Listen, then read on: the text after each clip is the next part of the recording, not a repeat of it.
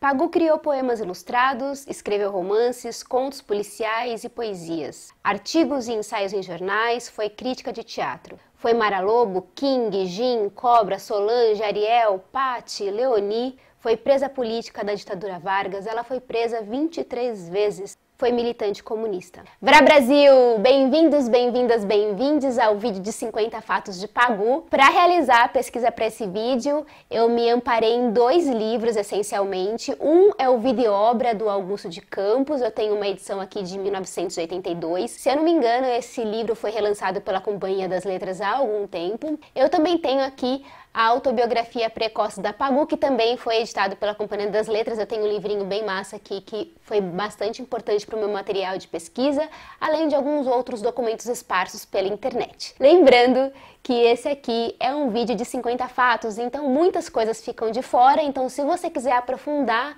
na vida dessa mulher maravilhosa, você pesquise depois por conta própria. Esse aqui é só um impulso inicial para atiçar a sua curiosidade. Patrícia Heder Galvão nasceu no dia 14 de junho de 1910 em São João da Boa Vista, interior de São Paulo. Filha de 2 pais extremamente conservadores, o Thiers e a Adélia. Ela também tinha 2 irmãos mais velhos, a Conceição e o Homero, e tinha uma irmã caçula, a Sidéria, que parece que era a sua irmã mais próxima, mais querida. Em 1913, ela muda-se com a sua família para São Paulo. Ela conta na sua autobiografia precoce que ali, próximo aos 12 anos, ela acaba perdendo a sua virgindade. Ela tem um romance bem precoce com o ator e cineasta Olímpio Guilherme. Eles acabam participando de um concurso de beleza, concurso fotogênico de beleza feminina e varonil, que era um concurso promovido pela Fox. O prêmio era uma viagem para Hollywood e a participação em alguns filmes. O que aconteceu é que o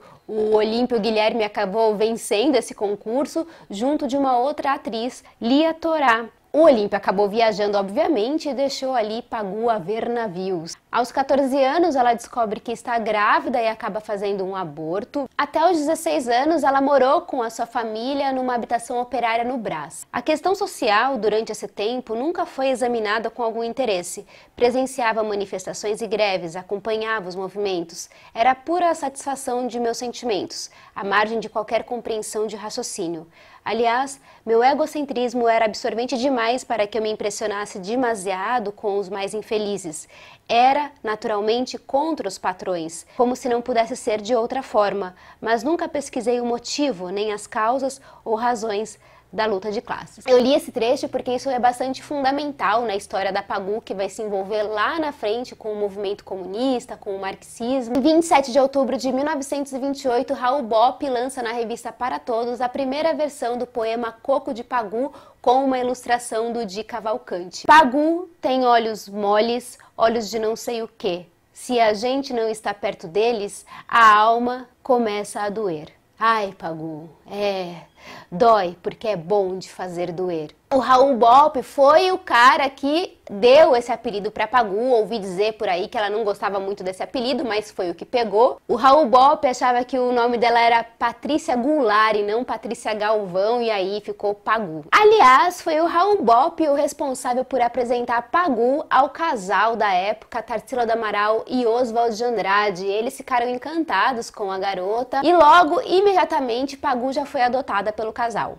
Ela era uma colegial que Tarsila e Oswald resolveram transformar em boneca. Vestiam-na, calçavam-na, penteavam-na, até que se tornasse uma santa flutuando sobre as nuvens. A partir daí, então, a Pagu passa a frequentar esses ambientes, ela vai aos saraus na Alameda Piracicaba, ela começa a ficar próxima ali dos intelectuais antropofágicos, ela começa a recitar poemas, inclusive em alguns lugares ela é chamada como a musa da antropofagia, o que eu não gosto muito desse nome, porque no final das contas o que a gente vai perceber, o que a gente sabe da história, é que muita gente conhece a Pagu por ter sido a esposa do Oswald de Andrade, por ter sido a mulher que traiu a Tarsila do Amaral, quando não, quando ela foi muito mais, muito além disso, mas a gente já vai descobrir toda essa história dela. A Pagu acaba vivendo cerca de 1 ano sob os cuidados de Tarsila, acaba ficando conhecida por seus desenhos, que ela fazia alguns desenhos como declamadora, escritora. Ela tem os seus desenhos publicados na revista da Antropofagia de 1929, que é o mesmo ano em que ela se apresenta no Teatro Municipal, numa festa beneficente, declamando poesias. Como eu falei lá no começo, os pais da Pagu eram muito conservadores, eles desaprovavam todo esse relacionamento da garota com esse casal. E é justamente nessa época também que a Pagu começa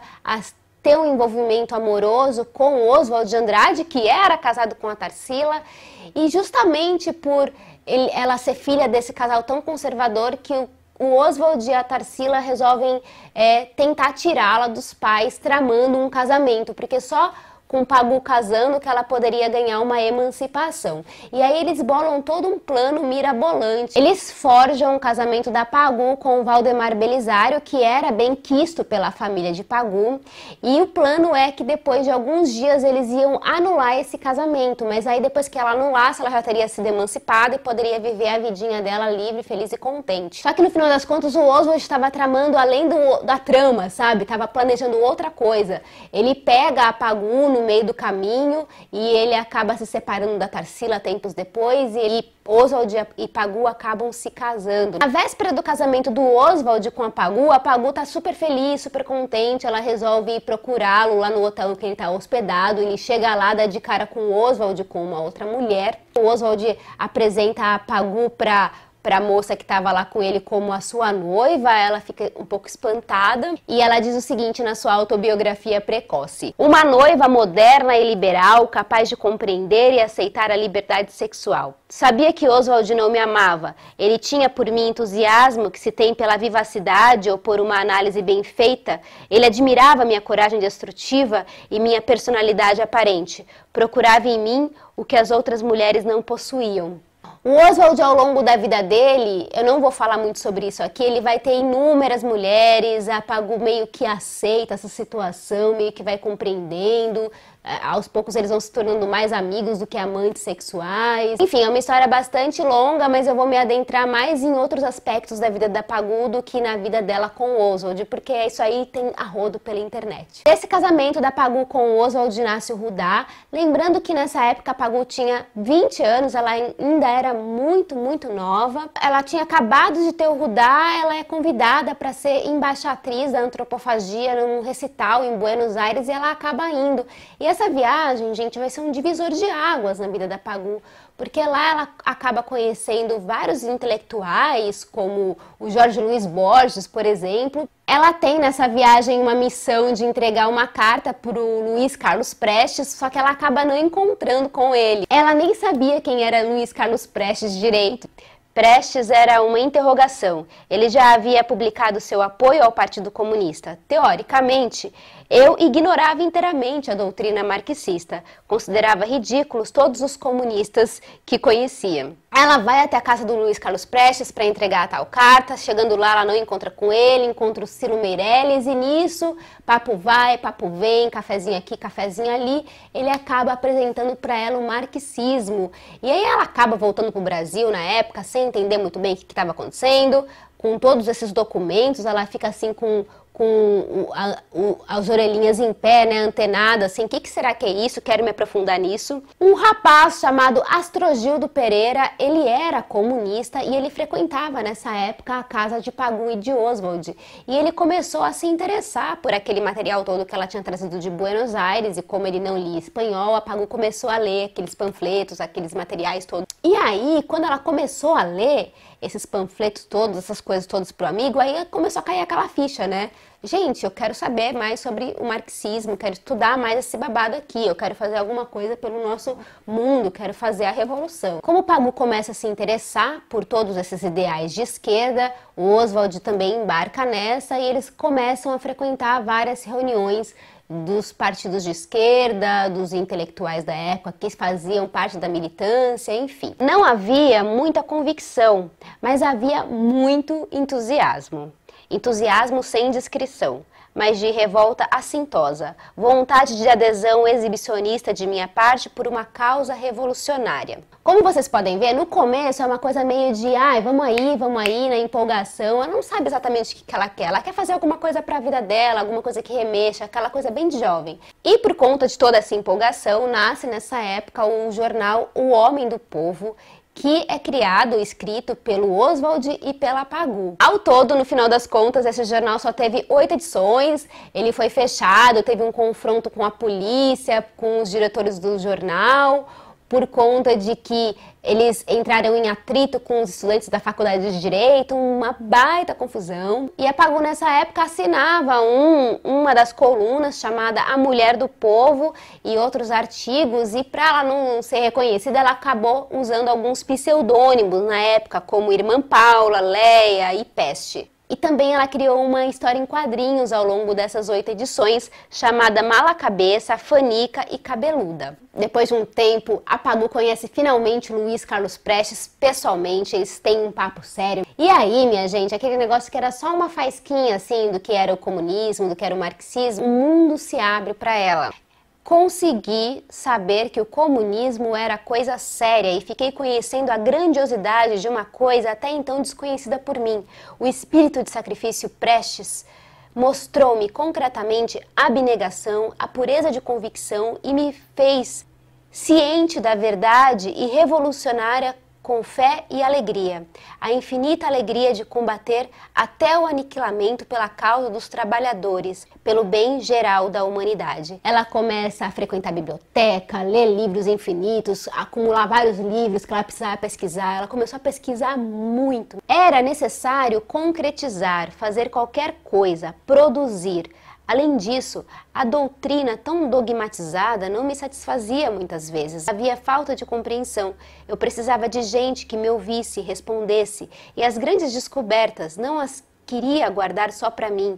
O proletariado não sabe e deve saber. Preciso gritar tudo isso nas ruas, gritar até cair morta.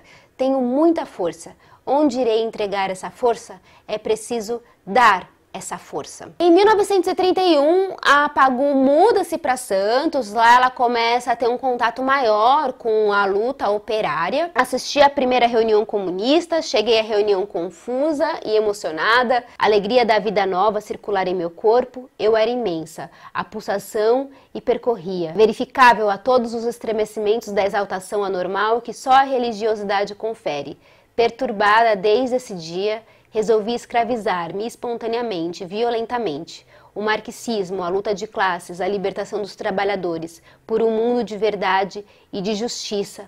Lutar por isso vale uma vida, valia a vida. A partir daí, a sua vida tem um rumo que não tem mais volta, ela começa de fato a ser uma militante política, ela se filia ao partido e nesse período ela acaba sendo presa no meio de uma manifestação e por conta dessa prisão ela acaba sendo considerada a primeira presa política do Brasil. O cenário dessa prisão é que ela estava numa homenagem a Sacco e Vanzetti, que era um caso de 2 anarquistas que tinham sido condenados na época, né, à pena de morte, e ela tá lá na Praça da República, ela vê um camarada dela, companheiro, sendo morto, ele é morto nos braços dela e ela acaba sendo presa. Eu não tenho como contar em detalhes, mas a partir desse momento, depois que ela é presa, ela sai da prisão, ela começa a passar por várias provações. O tempo todo ela tem que provar para o Partido Comunista que ela não era uma burguesa, que ela estava realmente convicta de que ela estava de acordo com os ideais comunistas. Pelas coisas que eu li,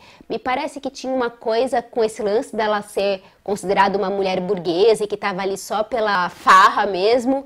E eu percebi também que tinha muito uma parada de uma misoginia, sabe? Pelo fato dela ser uma mulher, ela era muito desacreditada. É bastante horrível a história. E durante esse tempo que ela acaba se envolvendo de corpo e alma pro movimento, ela acaba esquecendo da sua própria vida, né, da vida pessoal, e ela esquece do seu próprio filho também, né, ela acaba, e nesse momento também ela já tinha, embora ela ainda estivesse casada, entre aspas, com Oswald, ela acaba também, tudo fica para trás, sabe, depois que ela vira uma militante. A minha vida particular não tinha nenhuma importância, eu vivia para minha luta, não sentia nenhum abatimento físico, achava-me de uma resistência brutal, pensava pouco em minha vida particular, mas pensava algumas vezes. Não tinha notícias do meu filho, mas com medo de me comover, Com isso, afastava todo o pensamento que me chamasse a atenção para esse lado. Ela passou fome, ela passou frio, ela passou de tudo, gente. Ela acabou indo morar em república, foi morar de favor, enfim, aconteceu o diabo com ela. Aí Oswald resgata ela numa certa altura, né, para ela dar um apoio. Ele não abandona ela, né, ele dá alguns apoios financeiros, principalmente. Em 1933, e ela resolve escrever o primeiro romance operário que se tem notícia no Brasil, chamado Parque Industrial. E ela escreve esse romance sob um pseudônimo chamado Mara Lobo. Pensei em escrever um livro revolucionário. Assim nasceu a ideia de Parque Industrial. Ninguém havia ainda feito literatura nesse gênero. Faria uma novela de propaganda que publicaria com pseudônimo. Não tinha nenhuma confiança nos meus dotes literários, mas como minha intenção não era nenhuma glória nesse sentido, comecei a trabalhar. Esse livro, na época, passou praticamente despercebido pelos críticos literários e pelas pessoas do Partido Comunista. Ele foi considerado pornográfico e feminista. A Pagu, ela vai fazer uma grande viagem que é bastante significativa e importante na vida dela. Ela passa por diversos países, ela vai passar pela China, vai passar pelo Japão, ela vai também passar principalmente pela Rússia, que é o lugar que ela mais tinha vontade de conhecer. E chegando lá, ela tem uma forte decepção com o governo, ela vê muita miséria no país. E aí, antes dela voltar para o Brasil, ela fica um tempo morando em Paris. Lá ela acaba estudando economia política, materialismo histórico, aí estuda matemática e eletricidade. Ela também trabalha como redatora e tradutora. Ela participa de movimentos de rua, ela participa como ativista militante, usando um pseudônimo, Leonie. Como militante, fatalmente ela acaba sendo presa e sendo expatriada para o Brasil novamente. Em 1935, ela chega no Brasil bastante doente. Como vocês podem ver, ela tem apenas 25 anos. Em 5 anos, ali depois, desde que ela casa com Oswald até agora, o mundo aconteceu na vida dessa mulher. Fica presa por 4 anos, ela sofre muitas torturas. E nesse mesmo ano, ela acaba se casando com o Geraldo Ferraz, que é um camarada que ela tinha conhecido anos atrás, mas que durante esse período que ela estava presa, ela acabou se aproximando bastante dele. Inclusive, a autobiografia precoce dela, ela escreve esse diário para ele, né? Ela evoca o nome do Geraldo inúmeras vezes. É com o Geraldo que ela casa e acaba passando o resto dos seus dias. E com ele tem mais um filho, que é o Geraldo Galvão Ferraz. A partir da década de 40, ela começa a se dedicar ao jornalismo mais especificamente. Então ela trabalhou em diversos jornais no Rio e em São Paulo. Ela publicou crônicas, poemas e artigos sobre literatura, teatro e televisão. E ela traduziu obras de grandes autores. Ela acabou se envolvendo por teatro, ela militou por um teatro de vanguarda e ela é responsável pelo surgimento, pela fundação do Teatro Municipal de Santos. A Pagu continuou utilizando aquele pseudônimo de Mara Lobo e ela publicava na seção dominical alguns artigos de literatura na Tribuna de Santos. Em 1944, ela assume um novo pseudônimo, que era King Selter. Através desse pseudônimo, ela publicou 9 contos policiais na revista Detetive. Esses contos foram redescobertos ali no final dos anos 90 e eles foram publicados pelo seu filho com o nome Safra Macabra. Em 1945, ela publica um segundo romance chamado A Famosa Revista, com uma parceria com o seu companheiro na época, o Geraldo Ferraz. E em 1950, ela lança uma candidatura pelo Partido Socialista Brasileiro, mas ela acaba não se elegendo, mas ela tem um manifesto muito interessante que eu vou ler para vocês. O manifesto chama-se Verdade e Liberdade. E nesse manifesto ela diz bastante da sua decepção com o partido. De degrau em degrau, descia a escada das degradações, porque o partido precisava de quem não tivesse um escrúpulo, de quem não tivesse personalidade, de quem não discutisse, de quem apenas aceitasse. Reduziram-me ao trapo que partiu um dia para longe, para o Pacífico, para o Japão e para a China, pois o partido se cansara de fazer de mim gato e sapato.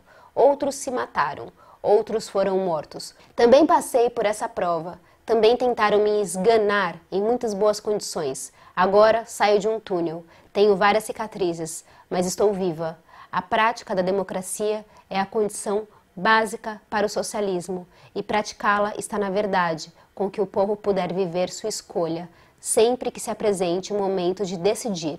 Homem que me ouves, rompe os grulhões. Em 1952, a Pagu passa a frequentar a Escola de Artes Dramáticas, que é a EAD, que é a escola da USP. A peça Fando e Lis, do Fernando Arrabal, nunca antes encenada até aquele momento, é dirigida por Pagu em 1958, o que lhe garante um elogio da crítica e do próprio Fernando Arrabal, que é um dos pilares, né, do teatro do absurdo. Durante os últimos anos da sua vida, Pagu escreveu inúmeras resenhas e críticas sobre poetas clássicos e contemporâneos. Sua última publicação foi no dia 23 de setembro de 1962, o poema Nothing, na Tribuna de Santos. Nada, nada, nada. Nada mais do que nada.